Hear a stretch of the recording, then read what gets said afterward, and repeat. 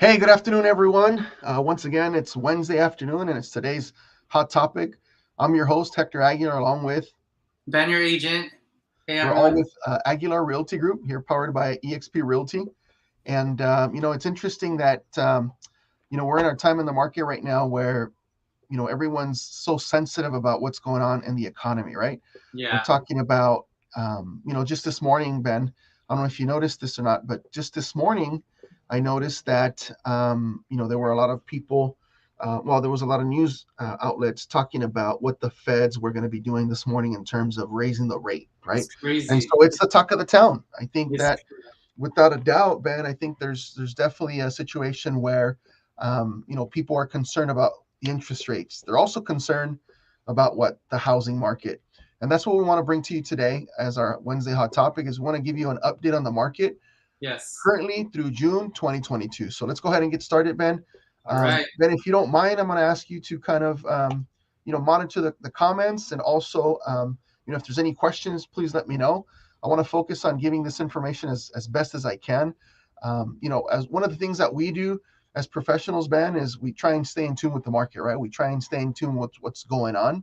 Right. And certainly the market is going through a change. And it's something we wanted to discuss with you right now. So, are we in a market correction? And that's what the question is of the day, right? Are we in a market correction?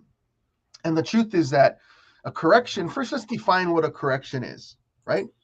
A correction is a decline of 10% or greater in the price of a security, an asset, or a financial market. So let's keep that in mind. A decline of 10% or more would be a correction. So let's keep that in mind, okay? I think that's a really um, key topic to keep in mind.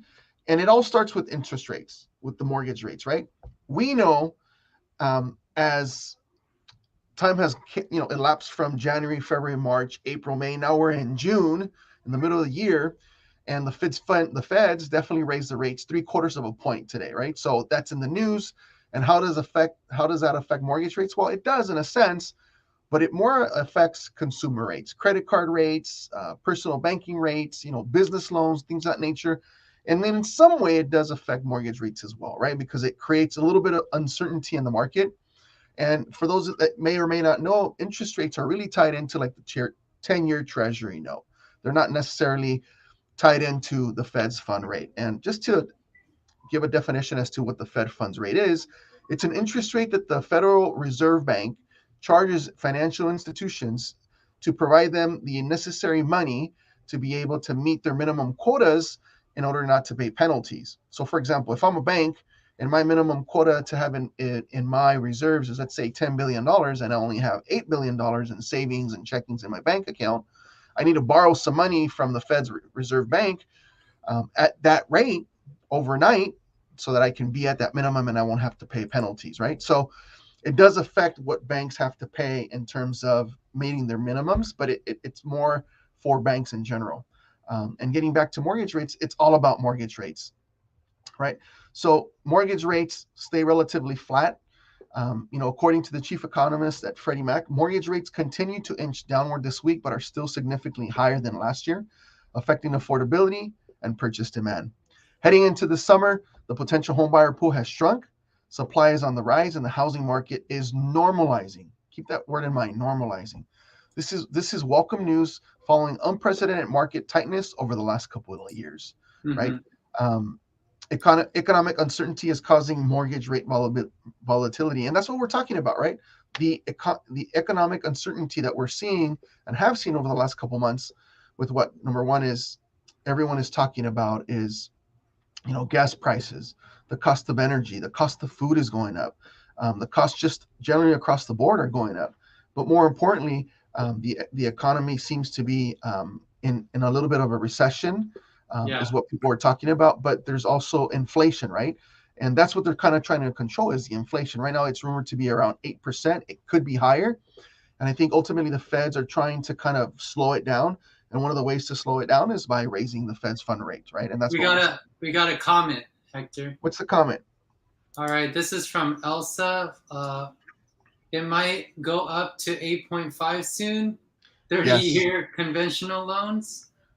Yeah, Elsa, I appreciate your input. Absolutely. I mean, interest rates just today alone. I mean, as of June 6th, you see on our chart here, the average 30-year fixed rate mortgage was about 5.9%, but that was a little bit about maybe what we're on the 15th today, so about 12 days ago. As of today, interest rates have actually risen to about 6%.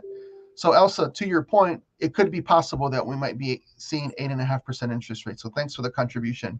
She also Um, said we're going to see more buyers.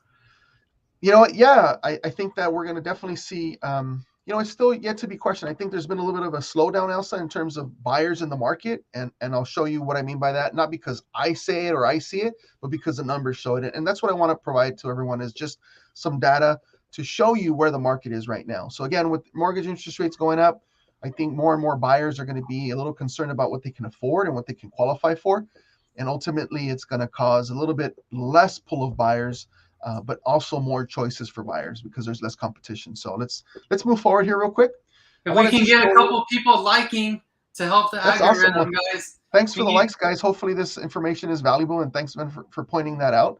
Um, Yes, we got our goal 9 is to people. bring you value so that you guys can make valuable decisions in terms of what your business looks like, and more importantly, also for our consumers, our buyers and sellers that are, questioning themselves as to whether they should transact, either buy or sell a property right now. So let's continue on with the mortgage rates here. As you see, from December a couple of years ago, the interest rate was, December of last year, the interest rate was at 3.11. You see it here at the bottom. And just steadily over time, we see that, it went up almost half a point here in at the end of January. It went up to about, on February, went to like 3.7. February 24th, it went to 3.9. We see that in March, it actually, March, looks like March 17th, it looks like it hit, the 4% mark.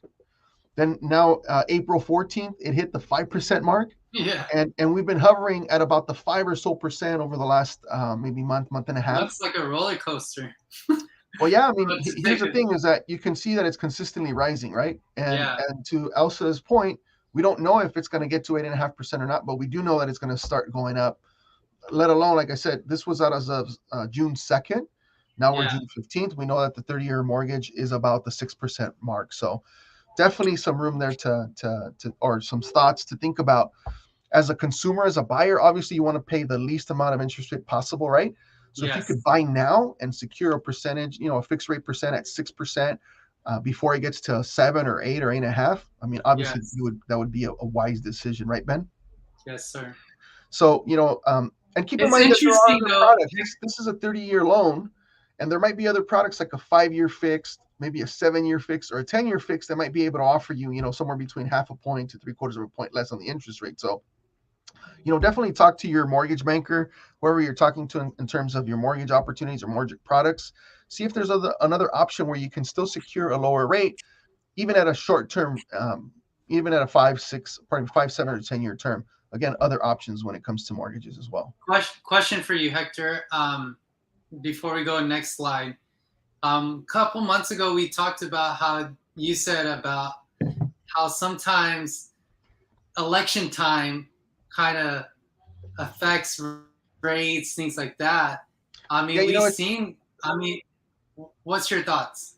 thank you for bringing that up. If you look at historically during election years, we've seen that interest rates have dropped from what the current mortgage wants throughout the year. And I think it's just a factor of uncertainty, right? People are not sure what direction the country's going to be heading, whether they're going to be going conservative, they're going to be going liberal, whether it's going to be a Republican president or a Democratic president. So typically during those times, interest rates tend to drop. But it would still be a good idea, if you're thinking about a short-term mortgage rate like 5 years, 7-year, or 10-year, it could be an opportunity for you to maybe at that point refinance and get into a 30-year loan at a lower rate than what you currently have. So that's why I mentioned it in the past. But you're right. Elsa says, lock your rates if you have buyers interested. Absolutely. Lock your Yes. rates, get under contract sooner better than later. I mean, look, just from December to June, we've had almost a 2% increase in interest rates. So what could Jeez. happen between here and the end of the year? Like I Elsa don't said, it could know. be another 2% more. It could be at 8.5. So if you are thinking of buying, even at today's prices, you're better off doing it now because interest rates are cheaper. You're going to save money over time. So let's move on Good to the point. interest rates. Compared to mortgage rates in the last 5 decades, it's still relatively low. I think right now with us being at 6%, now we're at the what it was in 2000. You'll see in 1970s it was at on average about 8.8%. In the 80s, it got as high as average as 12.7%. In the Wow. 90s, when I first started my career and I was a mortgage banker for 8 years before I transitioned onto sales, interest rates, I was refinancing, clients out of 16, 13, 14, 11% rates. And they were happy to get into like a 9%, an 8.5%. So in the 90s, it averaged about 8.12% throughout the decade of the 90s. In 2000, we saw rates drop a little further. You can see here that the average interest rate in the 2000s decade was about 6.2%. Again, many homeowners benefited from refinancing, paying off debt, improving their home, and getting a cheaper rate. And in 2000s, in the 2000 decade, pardon me, we see here that the average interest rate was about 4%, right? And Yeah. we only benefited from 3% interest rates, honestly, over the last 3 or 4 years. Maybe, honestly, for the last 2 years for sure. But before that, I mean, you're talking about on average of 4%, still cheaper than any of the 4 or 5 last decades. So, It's if a you're a good buyer, point. don't be rattled or scared about that, right? Definitely, we're seeing the market kind of making a turning point right now, but interest rates are still good.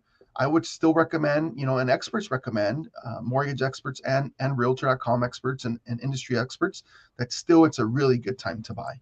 So, don't be scared. Don't be afraid of making that commitment to get into a home sooner rather than later, because prices of homes are still going to be up. And more importantly, the cost of money is going to go up as well. I agree. So here's what I wanted to demonstrate to you. For almost 50 years, a 30-year mortgage rate has moved in unison with the 10-year Treasury yield. Okay.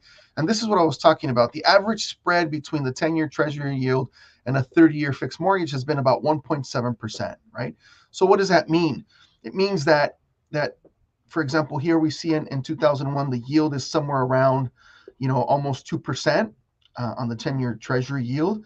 And we see that, if you added 1.7% spread to it, you would be, somewhere around 3.7%, 4%. But we're seeing now the interest rates are going up, as I mentioned before, um, from 1972 through December of 2021, pardon me, we saw that interest rates were still really low at 3.7%, but that's no longer Question. the case. Go ahead. For those that don't know, or buyers or sellers that don't know, what's the importance? Why are we highlighting the 10-year treasury here to The reason show? why is because most people assume that the mortgage rates are tied into the Fed's fund rate, which they're not. Typically, what happens is when the stock markets start doing poorly, a lot of investors take their money away from the stock market and they put it into a 10-year treasury, which is a more secure, safer investment long term. And Right. the same is true when it's opposite, right? When the stock markets are doing well and they're bullish, investors take their money from the 10-year treasury yield and they'll put it back in the stock market. So for 30 years, it's been kind of like the note that they move with in unison with the 10-year treasury note. And it's typically what happens with interest rates and why investors kind of affect interest rates as well. So great question, Ben. Awesome. Let's go ahead and move forward to the 10-year treasury rate note and the 10-year treasury yield. Pardon me, the 30-year mortgage rate versus 10-year treasury note. So you see, as of September, or pardon me, as of June of this year, the actual yield for the 10-year treasury was about 3%. And then we see a spread of 2.2% at 5.9%. Now that's a little bit higher, right? It's probably 3.2% now because interest rates are at 6%.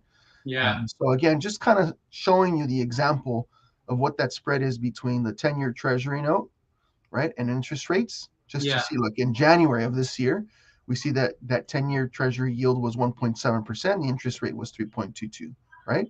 But now that the yield has gone up almost to 3%, we still see that spread, and we can see that interest rates are affected by that. So, and if you look at the graph, they've kind of gone in unison. You see the peaks and valleys, Yeah. Mhm. almost the same type of graph between the interest Yeah. rates, the mortgage interest rates, and the yield. So again, another reason why, and how to understand how the 10-year treasury note yield, pardon me, is tied into the mortgage rates. Awesome. So the question of the day, right? The housing market is at a turning point, and we are starting to see signs of a new direction. But the ball is still in the seller's court in most housing markets, according to the chief economist at Realtor.com, Danielle Hale. And that's true. And why is that true? The reason why is because inventories, although we're still seeing inventories low and we're starting to see a little bit more listings come to market, there's still a lot of buyer demand. And Yeah. because inventories are low, just like anything else, we'll still continue to see increase of prices. It's like, the buyers that are patient, like our buyers, and like buyers that were waiting, that didn't want to engage in the high offers last year. Mm-hmm. They're still in the market, and once they see the house back on the market, they're eating it up. It's interesting. Last year or the year before, when we started, we saw lines of people at open houses and we were experiencing multiple offer situations in the double digits. We were seeing 15, 20, 30 offers. I remember getting on one listing for 4 units here in Pomona last year. I had 27 offers in total. Yeah. So, yeah, I think what we've seen now is many buyers got discouraged from the fact that they really couldn't get into a property. And many of them stepped away because they just didn't have the cash reserves to make up that difference between appraisal value and agreed price, which we saw a lot of the last couple, 24 months. And many of them are kind of on the fence waiting to see if prices drop. And that's the general conversation that you and I have had with many of our buyers, right? That they're waiting for the prices to drop. But the truth is that I don't believe, and experts don't believe, that the prices are going to drop, right? Like we mentioned before, a recession is when we see a drop in price on a financial product or asset that's 10% or greater, right? Mm-hmm. And with the current inventory that we're seeing, not only in Southern California but across the country, we're not going to see, the truth is that we're not going to see equity gains of average 17 or 18%, maybe 19% that we experienced last year. But we are going to see a continued high demand in a normalized way. And what do I mean by that is typically homes will appreciate somewhere between 3 to 5% year over year in a normal market. And that's kind of what we're seeing here. The turning point is now we're starting to see a more normalized market. And what does that mean? That basically means that when you have an inventory of anywhere between 2 to 3 months of inventory sitting on the market for sale, that's a normal market. If you're seeing houses sell in a month or less, then typically that's going to be a strong seller's market, right? But when you see a inventory sitting on the market for maybe, let's say, 5, 6 or more months, then you're going to start seeing, more of a buyer's market. And right now we're transitioning, we're turning into a seller's market, transitioning into more of a normalized market. I personally think that there's a lot of buyers that are going to still want to buy. Why? Because rents are going up. I can't find anything less than $2,600 a month for a 3-bedroom, 2-bath here in our market.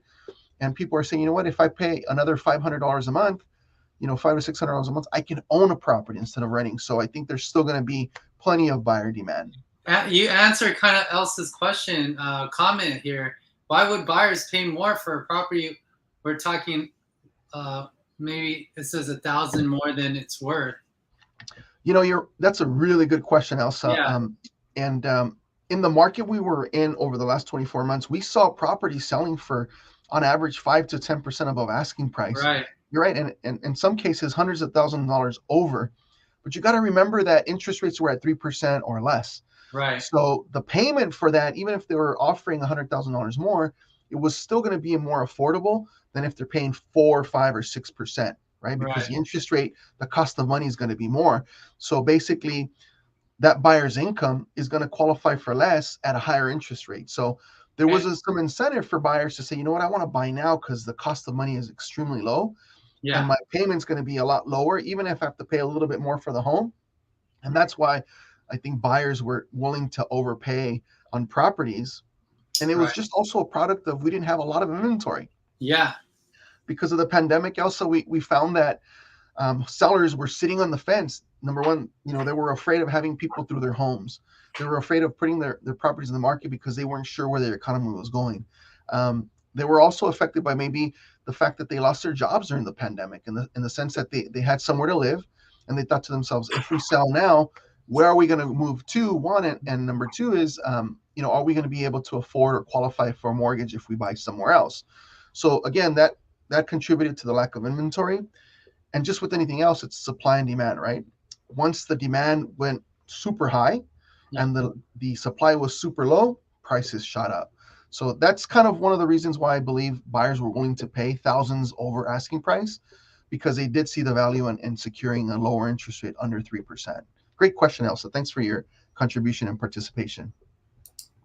I wanted to kind of show a little bit of talking about inventory, Ben. I wanted to show a little bit about existing home sales throughout the country. We see here that home sales in 2017, pre-pandemic sales averaged about 5.5 million units a year.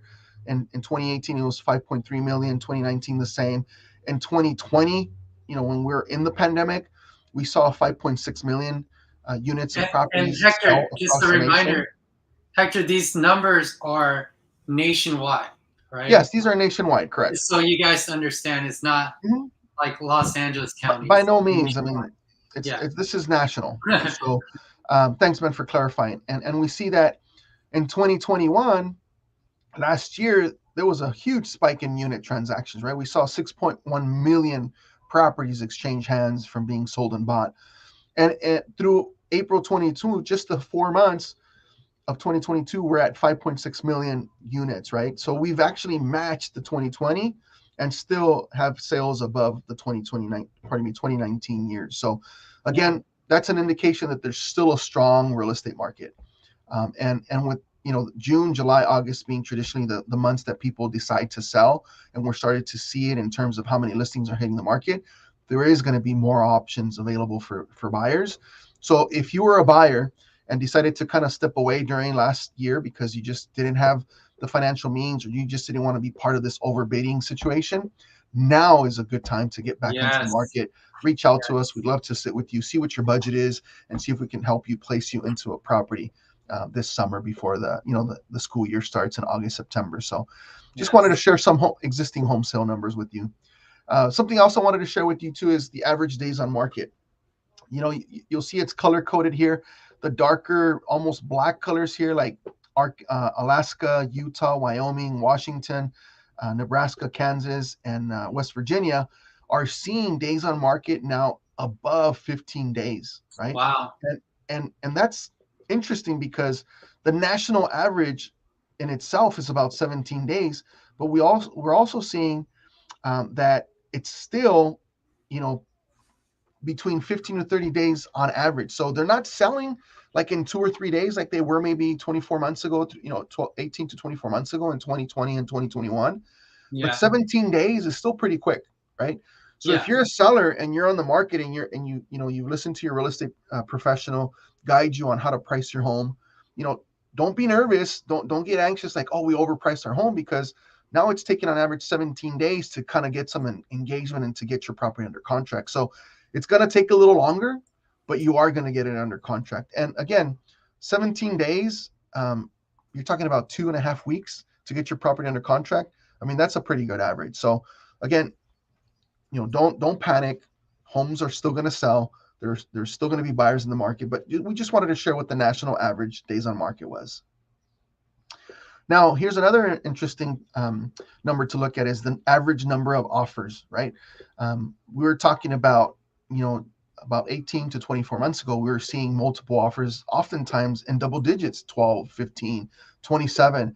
In some cases, we heard of agents receiving 40 to 50 offers on properties. But now we're starting to see a little bit, obviously, way less offers, but a little bit more normalized, right? So you're seeing the average number of offers received on some homes, whereas in some cases, the blue states was 5 or more. In some of the like light blue states here, or lighter blue states, it was 4 or more, 3 or more, 2 or more. And you're seeing in some cases, like in Wyoming, I mean, they're getting on average 1 offer on a property. So again, just what a difference. Big difference, right? It's just to show consumers that there's still offers being presented, and sellers that are expecting 10, 12, 15 offers. That's not happening right now. But So is this a normalized market now, you would say, that you've seen before, being in the industry for a long time? Yeah, we're definitely transitioning into a more normalized market where we're seeing, less offers in the properties. So, I think sellers are maybe taken back a little bit, because for a long time there were 10, 12, 15 offers on property, but we're kind of starting to see a more normalized market. Okay? Gotcha. So what's ahead? Give me 1 second.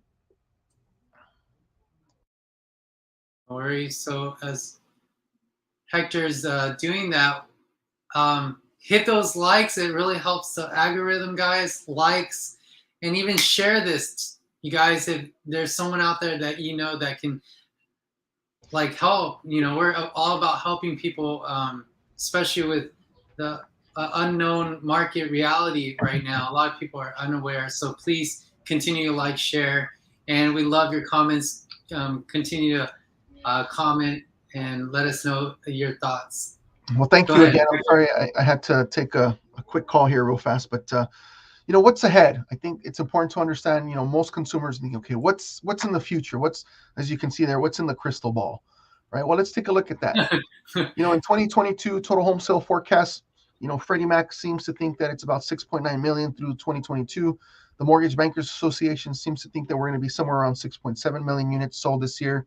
The National Association of Realtors, they estimate it's going to be 6.3 million units sold this year. And Fannie Mae, which is another mortgage bank security house, they first forecast that they're going to see about 6.1 million units sold this year.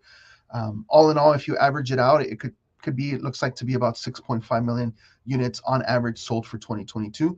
Still plenty of transactions that are going to be happening, plenty of buyers out there wanting to buy, and sellers, if you're thinking about selling and maximizing the price of your property, now would be the best time to do so. All right, so according to realtor.com, here's what experts say. Experts don't believe the market is in a bubble or a crash is in Right. the cards, like during the Great Recession, right? The Great Recession, as we know it, was 2007, 8, 9, 10, and 11, right? Where we had the mortgage meltdown. The nation is still suffering from a housing shortage, like we talked about. Inventory is still a little low. That has reached crisis proportions at a time when many millennials are reaching the age when they start considering home ownership. Home ownership starts in terms of age. People start thinking about buying at around the 26, 27, 28 years old mark. And that's likely to keep prices high, right? And they're not going to increase, 16, 17, 19% like we saw over the last 12 to 18 months, but it's going to increase on average between 3 to 5%. So prices are still going to continue to go up, and interest rates look like to be continuing to go up. So again, if you're a buyer, now's the time to move on it. Now's the time to tie up an interest rate, even if it's at 6%.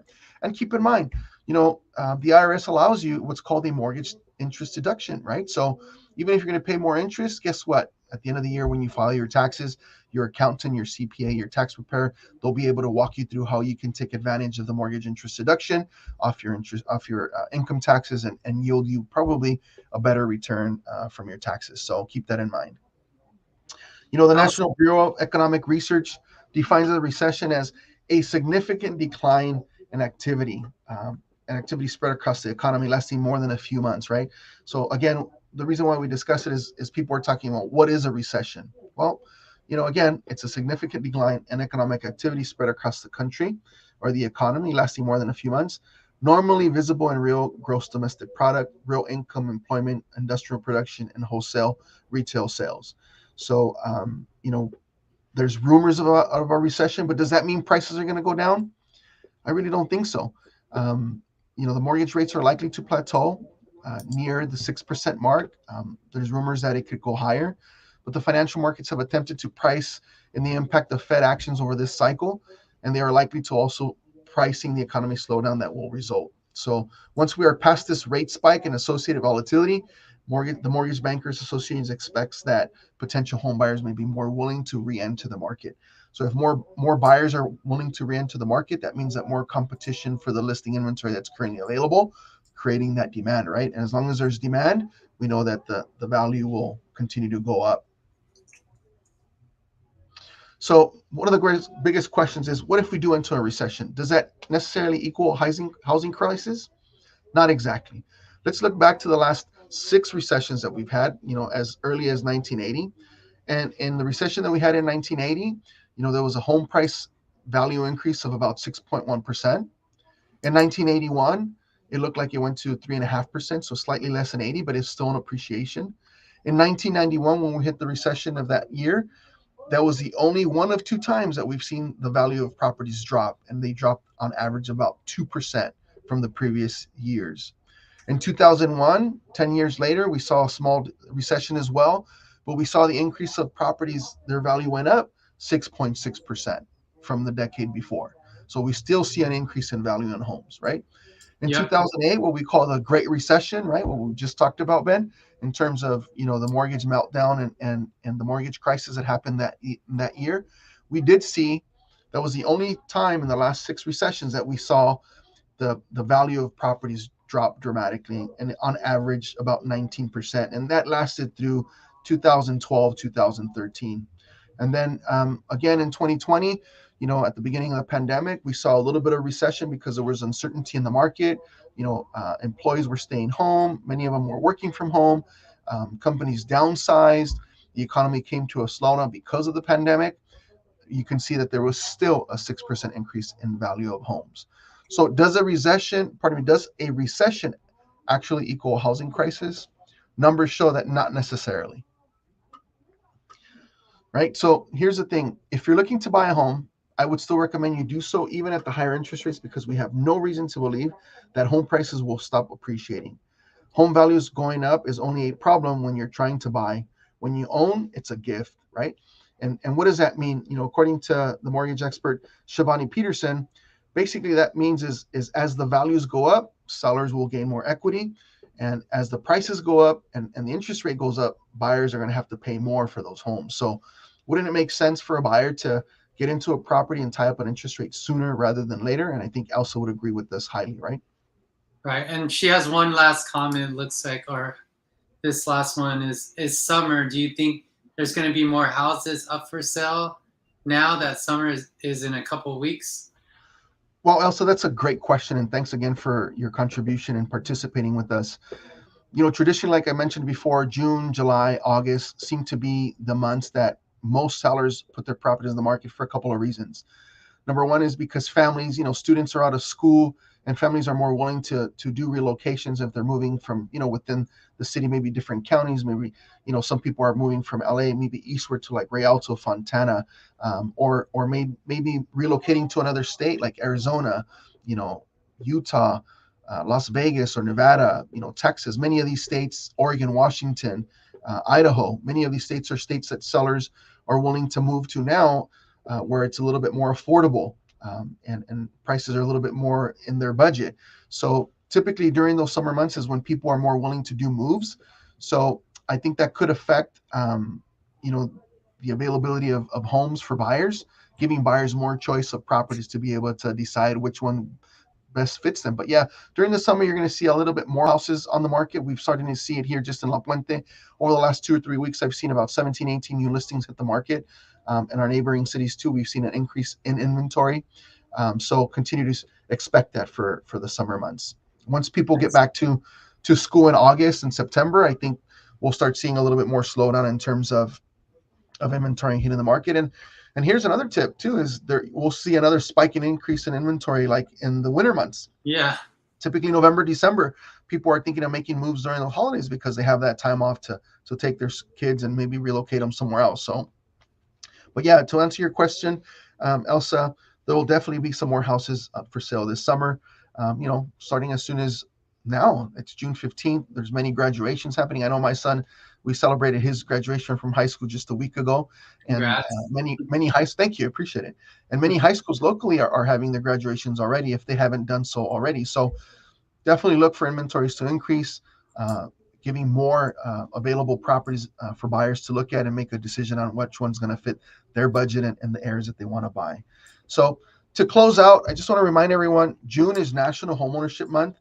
And again, there's many more reasons now more than ever to become a homeowner. So if you guys are interested in receiving one of our, summer buyer and seller guides, please, send us a DM, give us a call, send us an email. We'd be more than happy to provide this to you in a PDF format.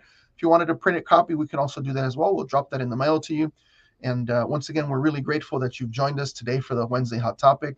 Ben, I appreciate you helping me with the slides and bringing up the questions and the participation of our guests. Honestly, if it wasn't for Ben encouraging me to do these videos once a week, I probably wouldn't be putting this fantastic value out. So just a special thank you for Ben for encouraging me to do that. And I appreciate that. And in closing, just, if we continue to have more of you participate, if there's topics that you guys want to see, please make some comments, follow us on our YouTube channel, find us on our social media channels as well, as we continue to bring more and more value to you guys as our consumers and our guests. I'm incredibly honored that you spent some time with us today, and we look forward to seeing you next week. Ben, Yes. anything in closing that you want to share? No, thank you for everyone joining us. And yeah, thank you, Hector, for putting a lot of value adds to think about, as it's not when the bubble is going to start, but like it's happening now, and take advantage of it, whether you're a seller or buyer. Yeah, And absolutely. I do appreciate that, Ben. I wouldn't say that we're in a bubble right now. I think right now, people are talking about a recession, and we still see that there's demand. So I don't believe there's a bubble going on. In fact, I think the numbers that we talked about will prove that there's still opportunity for both buyers and sellers out there. But the truth is that we are changing. We are seeing a shift. So I think it's important to understand that if you are a buyer, now is no better time to do so than now. So Ben's ready to help you guys out in terms of finding some properties. I'm ready to help you guys out. And again, if you're thinking about maybe selling to buy another state or relocate, we'd love to help you as well. So once again, thank you for spending some time with us. We look forward to seeing you next week on our Wednesday Hot Topic. Have a great day, everyone. Take care. bye, everyone.